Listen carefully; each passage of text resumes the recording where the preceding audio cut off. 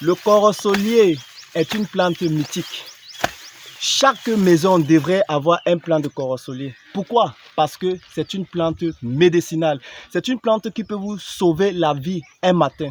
Toujours avoir un plant de corosolier dans ses plantations ou bien autour de sa maison. Aujourd'hui, dans cette nouvelle vidéo, je vais vous montrer de manière simple, pratique, comment vous pouvez planter vos corosoliers. Présentement, j'ai un corosolier déjà prêt à planter. Regardez sa taille. Donc, pour planter un corosolier, soit vous prenez un corosol, vous retirez les graines, vous les faites germer. À un certain âge, vous les mettez dans un poquet comme ceci et vous attendez à ce que ça atteigne l'âge de maturité et vous transplantez en champ. Ou bien si vous ne connaissez pas les techniques de germination des graines de corosolier, vous pouvez acheter directement un plant ainsi. Toujours acheter les plants de corosolier matures. Regardez ce plant. Ça a 2 branches.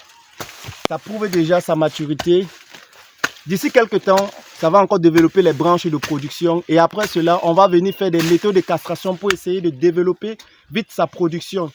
Si vous plantez, vous prenez des bons plants de corosolier, vous pouvez déjà avoir vos fruits de corosolier à partir de 2 ans, 2 ans et demi, 3 ans maxi. Regardez. Donc, on va aller en pratique. On a ici un poquet qu'on vient de faire.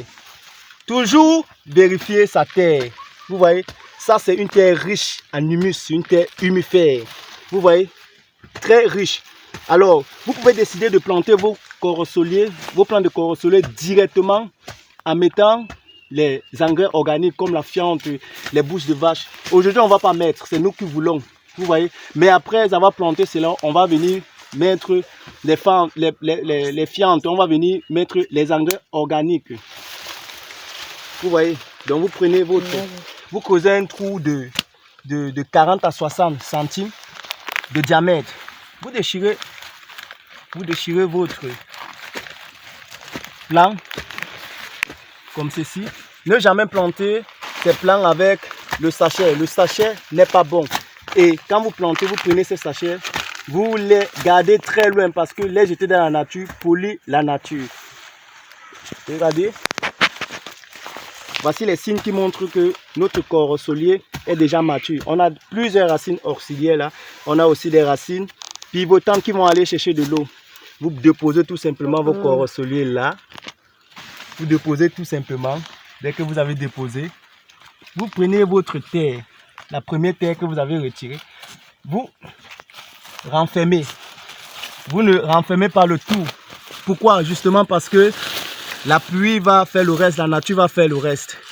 Vous laissez toujours une rétention d'eau. Cet espace-ci, c'est la rétention d'eau. Pourquoi on laisse cela? On laisse cela pour que quand on va vouloir arroser ou bien quand il va pleuvoir, l'eau va stagner ici, il n'y aura pas une évaporation rapide de l'eau. Et cela aussi va nous permettre, cette rétention va nous permettre de conserver nos engrais qu'on va venir mettre.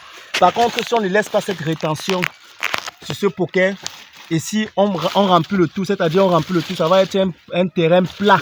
Et quand c'est un terrain plat, en mettant les engrais sont sur un terrain plat, en arrosant, ces engrais vont fuir. Vous voyez, non? Donc en faisant vos trous, pensez toujours à la rétention ou bien vous faites votre trou en signe de cuvette. Comme vous voyez là, avec une profondeur. Donc, on a planté nos corosoliers. Donc d'ici quelques mois, on aura le résultat. Fidèle communauté, restez branchés. À très bientôt pour de nouvelles contenus. Avant de partir, aime la vidéo, partage la vidéo, abonne-toi sur la chaîne Tech Plus. À très bientôt.